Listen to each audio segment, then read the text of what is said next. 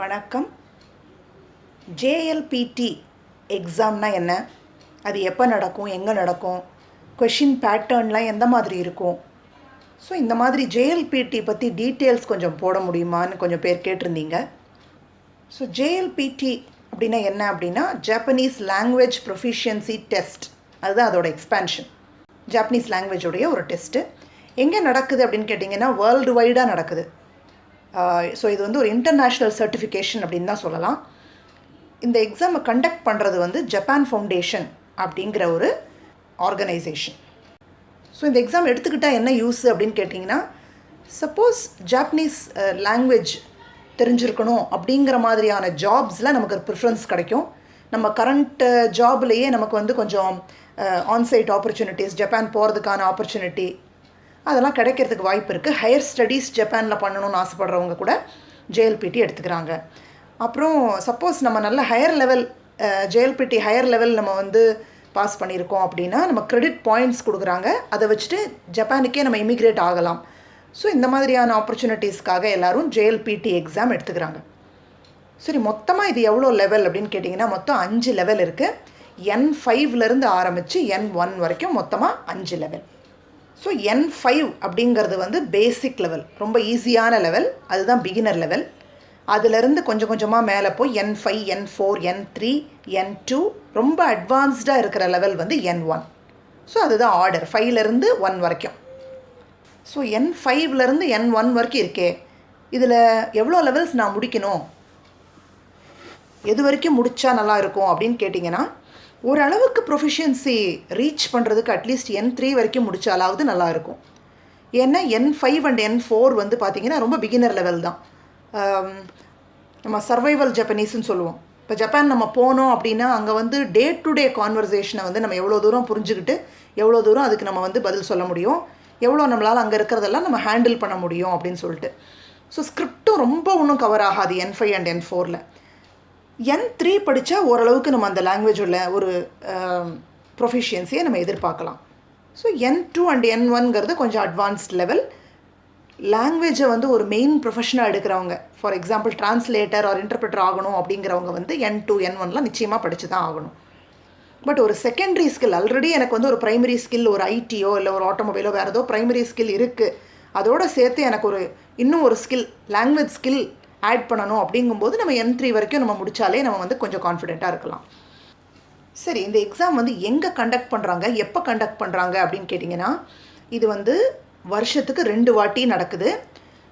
First Sunday of July மாதம் முதல் Sunday, December மாதம் முதல் சண்டே, இந்த 2 டேட்ஸில் வருஷத்துக்கு 2 தடவை இந்த எக்ஸாம் வந்து நடக்குது.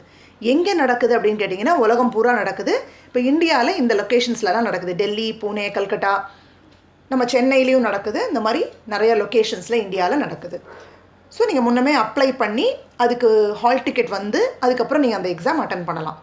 இது வந்து பிகினர்ஸ்க்காக இருக்கிற வீடியோ அப்படிங்கிறதுனால நான் மெயினாக N5 அண்ட் N4 தான் இந்த வீடியோவில் டீட்டெயில்டாக சொல்லியிருக்கேன். ஏன்னா ஒன்ஸ் நீங்கள் அதெல்லாம் எழுத ஆரம்பித்ததுக்கு அப்புறமே உங்களுக்கு N3 வரும்போது உங்களுக்கு இந்த சப்போர்ட் தேவைப்படாது, உங்களுக்கே நல்லா தெரிஞ்சிடும் எக்ஸாம் ப்ரொசீஜர்லாம். சரி, இந்த டெஸ்ட்டுக்குள்ளே என்னெல்லாம் கவர் ஆகும், இந்த டெஸ்ட் வந்து என்ன மாதிரி இருக்கும். ஸோ இப்போ N5 ஆர் N4 எக்ஸாம் நீங்கள் எடுத்துக்கிறீங்க அப்படின்னு சொன்னீங்கன்னா முக்கியமாக தெரிஞ்சுக்க வேண்டியது என்னென்னா, எல்லா கொஷின்ஸுமே ஆப்ஜெக்டிவ் டைப் கொஷின்ஸ் தான். அதாவது நீங்கள் வந்து 4 ஆப்ஷனில் எது கரெக்டான ஆப்ஷன் அப்படின்னு நீங்கள் சூஸ் பண்ணணும். ஸோ நமக்கு கோடிங் ஷீட் மாதிரி கொடுத்துருவாங்க, அதில் வந்து நம்ம ஷேட் பண்ணணும் ஆன்சர்ஸை. ஸோ அப்படி தான். ஸோ நீங்கள் எதுவுமே ஜாப்பனீஸ் ஸ்கிரிப்ட் வந்து நீங்கள் எழுத வேண்டாம் JLPT எக்ஸாம் பொறுத்த வரைக்கும். அதே மாதிரி இங்கே வந்து பேசுகிறதுக்கு ஸ்பீக்கிங் எக்ஸாம் இருக்கா அப்படின்னு கேட்டிங்கன்னா அதுவும் கிடையாது. So no speaking, no writing. இப்போ லாங்குவேஜ் என்னென்ன செக்ஷன்ஸ் எல்லாம் இருக்குது எக்ஸாம்லன்னு பார்த்தீங்கன்னா, ஃபஸ்ட்டு நம்ம இப்போ N5 பார்க்கலாம். இந்த டேபிளர் காலமில் லாஸ்ட் ரோவில் N5 இருக்குல்ல, N5ல் வந்து முதல்ல ஒரு 25 நிமிஷத்துக்கு வந்து அந்த லாங்குவேஜ் நாலேஜ் டெஸ்ட் பண்ணுவாங்க. ஃபஸ்ட்டு 25 மினிட்ஸ் ஒரு பேப்பர், அதுக்கு அடுத்தது ஒரு 50 மினிட்ஸ் ஒரு பேப்பர் எழுதுவோம். அதுக்கு அடுத்து லிசனிங், ஸோ கேட்டுட்டு நம்ம அதுக்கு ஆன்சர் மார்க் பண்ணுற மாதிரி, அது கடைசியில் 30 மினிட்ஸ். ஸோ எக்ஸாமை வந்து 3 செக்ஷனாக பிரிச்சுருக்காங்க. இது வந்து N5க்கு N4க்கு ரெண்டுமே அப்ளிகபிள் தான், மினிட்ஸ் தான் கொஞ்சம் வித்தியாசம். சரி, இப்போ அதுக்கு மார்க்கெல்லாம் எப்படி, எத்தனை மார்க் வாங்கினா பாஸு அப்படின்னா டோட்டல் மார்க்ஸ் 180 நம்மளால் ஸ்கோர் பண்ண முடியும். அதில் வந்து பாஸ் மார்க் 180க்கு நம்ம எவ்வளோ வாங்கணும் அப்படின்னா N5 இருந்தால் பாஸ் மார்க் வந்து 80, N4 இருந்தால் பாஸ் மார்க் வந்து 90. ஸோ 90க்கு மேலே வாங்கினா பாஸ் N4ல், 80க்கு மேலே வாங்கினா பாஸு N5ல். அப்போ அவ்வளோதானா? அப்போ 80க்கு மேலே வாங்கினா போதுமான்னு கேட்டிங்கன்னா இல்லை, செக்ஷன் வைஸ் பாஸ் ஆகணும். எந்த மாதிரி செக்ஷன் அப்படின்னு கேட்டிங்கன்னா, ஃபஸ்ட் பேப்பரும் செகண்ட் பேப்பரும் நம்ம எழுதணும்ல, அந்த வொக்காபுலரி பேப்பரும் கிராமர் ரீடிங் அந்த பேப்பரும் ஃபஸ்ட்டு 2 செக்ஷன்ஸ் நம்ம எழுதணும்ல, அதுக்கு மொத்தமாக 38க்கு மேலே வாங்கியிருக்கணும். 120 அதோட ஸ்கோரு, அதுக்கு 38க்கு மேலே வாங்கியிருக்கணும். அதே மாதிரி லிசனிங்கில் தனியாக 19 வாங்கியிருக்கணும். ஸோ இந்த மாதிரி வாங்கியிருந்தால் நம்ம பாஸ். ஸோ N5க்கு மட்டும் சொல்கிறேன், லிசனிங்கில் மினிமம் மார்க்ஸ் நம்ம 19 வாங்கியிருக்கணும் அவுட் ஆஃப் 60.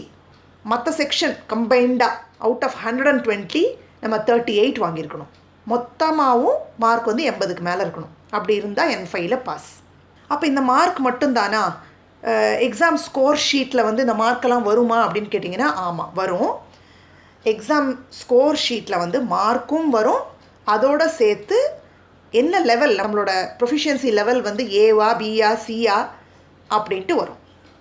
ஸோ ஏவா இருந்தால் இங்கே கொடுத்துருக்கிற மாதிரி நம்மளோட ஆன்சரில் வந்து 67% ஆஃப் த ஆன்சர்ஸ் வந்து கரெக்டாக இருந்துச்சு அப்படின்னு அர்த்தமா. பின்னா நம்மளோட கரெக்ட் ஆன்சர் வந்து 34%லேருந்து 66% வரைக்கும் நம்ம கரெக்டாக ஆன்சர் பண்ணியிருக்கோம் அப்படின்னு அர்த்தம். சியாக இருந்ததுன்னா நம்ம வந்து 34%க்கு கீழே தான் நம்ம வந்து கரெக்ட் ஆன்சர் இருந்திருக்கு, கொஞ்சம் புவர் பர்ஃபார்மன்ஸு அப்படின்னு நம்ம வந்து தெரிஞ்சுக்கலாம். ஸோ இப்படி தான் இருக்கும் ஒரு டிப்பிக்கல் ஸ்கோர் ஷீட் வந்து இப்படி தான் இருக்கும்.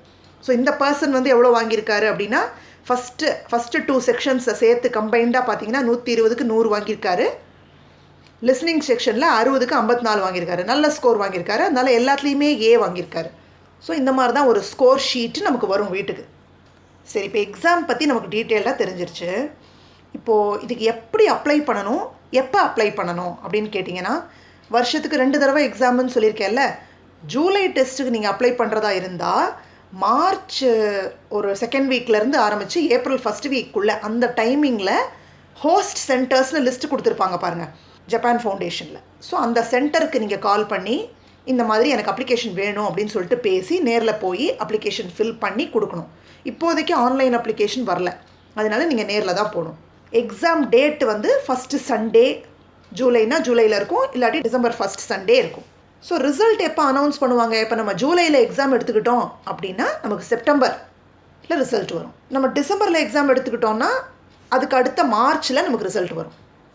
ஸோ அந்த மார்ச் வந்தோடனே இல்லை ஃபெப்ரவரி எண்டில் நீங்கள் கொஞ்சம் அந்த ஜப்பான் ஃபவுண்டேஷன் வெப்சைட்டில் போயிட்டு ஏதாவது ரிசல்ட்டை பற்றி அனௌன்ஸ்மெண்ட் பண்ணியிருக்காங்களான்னு நீங்கள் செக் பண்ணிகிட்டே இருக்கணும். செக் பண்ணிங்கன்னா உங்களுக்கு மார்ச்சில் ஆன்லைனில் ரிசல்ட் வந்துடும். அப்புறம் சர்டிஃபிகேட் போஸ்ட்டில் வரும். சரி, ஓகே, இப்போ வந்து நான் எந்த லெவல் ஆஃப் JLPT எடுத்துக்கிறது? நான் ஓரளவுக்கு எனக்கு வந்து தெரியும், ஜாப்பனீஸ் வந்து ஓரளவுக்கு தெரியும். இப்போ நான் வந்து N5 எடுக்கிறதா N4 எடுக்கிறதா, எந்த மாதிரி எடுத்துக்கலாம் அப்படின்னு கேட்டிங்கன்னா, ஜாப்பனீஸில் வந்து நீங்கள் N5 முடித்தாதான் N4 எழுதணும் அந்த மாதிரியான கம்பல்ஷன்லாம் கிடையாது. நீங்கள் எனக்கு நல்லா தெரியும், நான் டேரெக்டாக N3 எழுதினா கூட பாஸ் ஆகிற அளவுக்கு எனக்கு நம்பிக்கை இருக்குது அப்படின்னா நீங்கள் போய் தாராளமாக N3 டேரெக்டாக எழுதலாம். உங்களால் எவ்வளோ சீக்கிரம் என்ன லெவலுக்கு ப்ரிப்பேர் பண்ண முடியுமோ அந்த லெவலுக்கு நீங்கள் ப்ரிப்பேர் பண்ணிவிட்டு அந்த எக்ஸாம் எடுத்துக்கிறது உங்களோட சாய்ஸ். ஆனால் ஆக்சுவலாக என்னென்னா, N5க்கு நல்லா ப்ரிப்பேர் பண்ணி N5 அட்டன் பண்ணிவிட்டு அப்புறம் N4க்கு நல்லா ப்ரிப்பேர் பண்ணி அட்டன் பண்ணிட்டு இப்படி லெவல் பை லெவல் வந்தால் தான் நல்ல டெப்த்தும் கிடைக்கும், நமக்கும் அந்த சாட்டிஸ்ஃபேக்ஷன் இருக்கும். ஆனால் அது வந்து கம்பல்சரி கிடையாது. அவங்க வந்து எனி எக்ஸாம் நீங்கள் எடுத்துக்கலாம் அப்படின்னு சொல்லியிருக்காங்க. ஏஜும் அதே மாதிரி தான், ஏஜ் ரெஸ்ட்ரிக்ஷனும் கிடையாது, யார் வேணால் எடுத்துக்கலாம் இந்த எக்ஸாம்.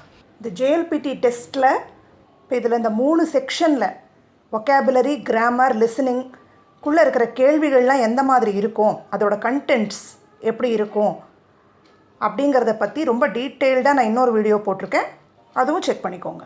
ஸோ ஆல்மோஸ்ட் JLPT பற்றி கொஞ்சம் எல்லாம் கவர் பண்ணிட்டேன்னு தான் நினைக்கிறேன். யாருக்காவது ஏதாவது டவுட்ஸ் இருந்ததுன்னா நீங்கள் கமெண்ட் செக்ஷனில் கேட்கலாம். Thank you so much.